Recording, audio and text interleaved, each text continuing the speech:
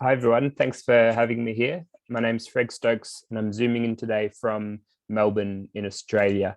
And thanks as well to the other panelists who have spoken so far and will be speaking after me. And my focus today will be on looking at the role of Guarani labour in the emergence of British capitalism, and also the role of Guarani resistance in impeding the expansion of the capitalist system in the Atlantic rainforest. So let's have a look at the slideshow that I've got here for you. So the action that I'm describing today takes part, for the most part, in the Atlantic rainforest.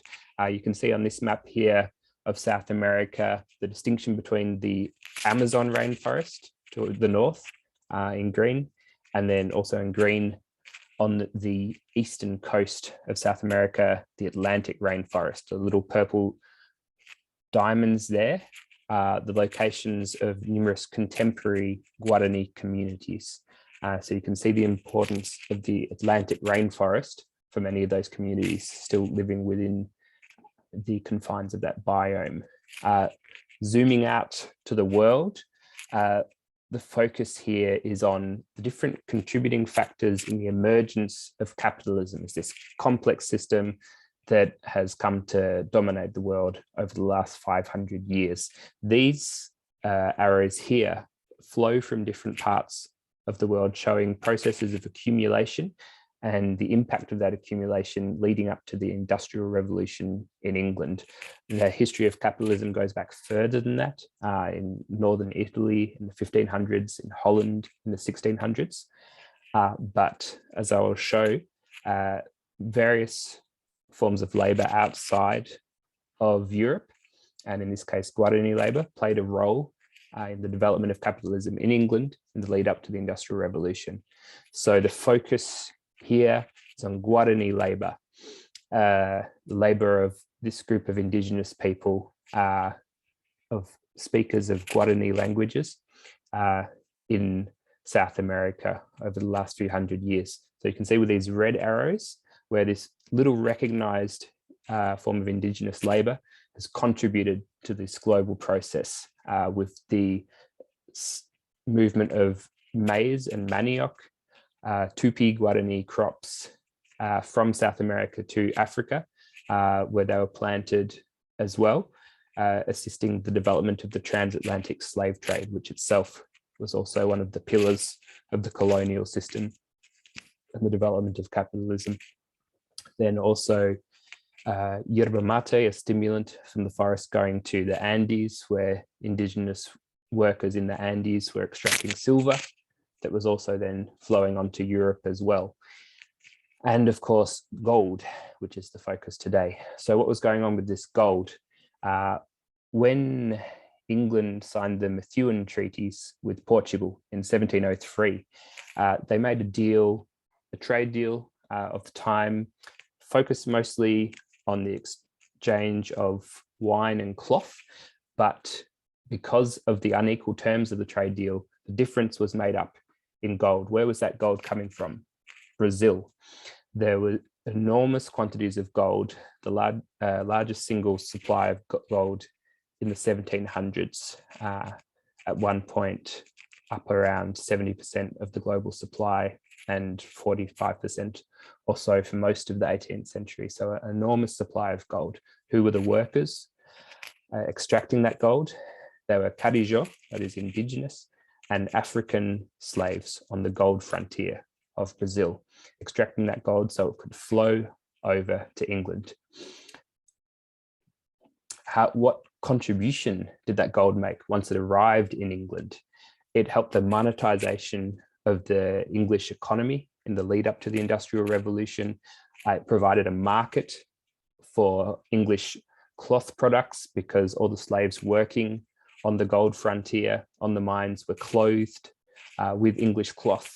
So while the gold frontier expanded and Brazilian slavery expanded, there was a simultaneous expansion of the English factory system, and there was a strong relationship between those two events. And with that monetization, helped the development of a wage labor system in England, the provision of wages with money, and provided the basis for the transition of England to the gold standard in the course of the 18th century. An unofficial gold standard at that point, but a crucial transition in the development of England as a powerful fiscal military state. So swapping back over to Brazil, if we look at what was happening there, that indigenous labor, the Carijó labor, which was a mixture of Guarani descendant labor and other indigenous labor, concentrated in Sao Paulo. These indigenous slaves were helping the colonists with their knowledge to open up the gold mining frontier using indigenous canoes, indigenous plantation techniques, maize and manioc, which are crops which can be planted while on the move, helping mobility. They opened up this enormous gold frontier flowing out from Sao Paulo to Minas Gerais, where the largest quantities of gold were, but also to Goiás and Mato Grosso and the south of Brazil as well in the 1600s and 1700s. So that gold boom, which occurred in the 1700s, was one of a number of commodity booms in Brazil.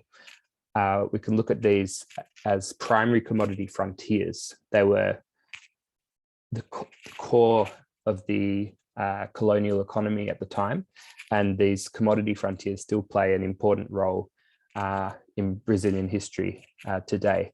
Back in the 1500s, it was sugar. In the 1700s, gold. Then in the 1800s, coffee. And in the 21st century, we're seeing a soy boom across Brazil.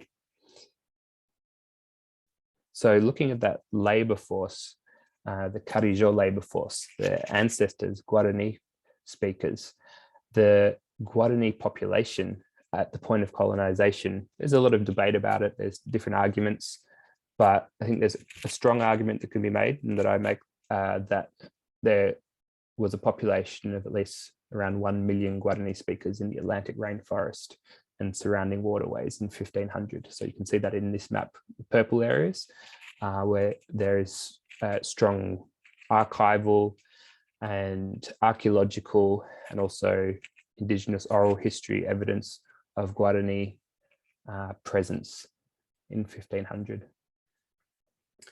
So with all that movement and flow of that gold over to England and the assistance that that gave to England and to London as the centre of capital, it was an incredibly important development, and that indigenous labour needs to be recognised for the impact that it's had today, even as this ongoing process of accumulation that has occurred, that has assisted London in becoming this centre of finance capital, and even assisted the creation of a gallery like this and any number of galleries in England because of that association between finance capital and the art world.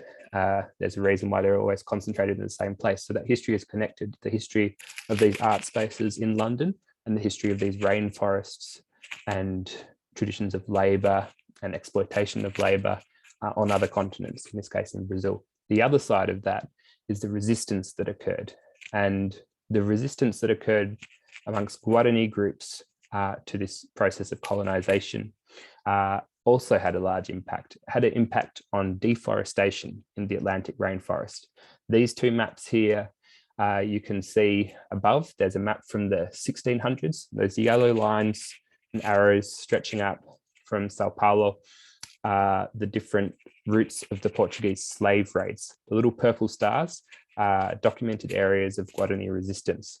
Where that resistance was successful, it was able to block the slave raids. It had an ongoing impact, because later in the 1800s and 1900s, when they built railway lines, they followed the old paths of the slave raids. So where the slave raids had been successful, the railways followed, and the forest was chopped down quicker in those areas. Where indigenous resistance was successful, it slowed down the entrance of those later colonists. So those areas of the forest survived for longer. That's the flip side of this story. the expansion of capital. So successful examples of Indigenous resistance through fighting, through fleeing, through strategic negotiation, even psychological warfare, to slow down this deforestation. And that continues on today. It's an ongoing story, which we're hearing about from the other panelists here as well. So thanks for listening.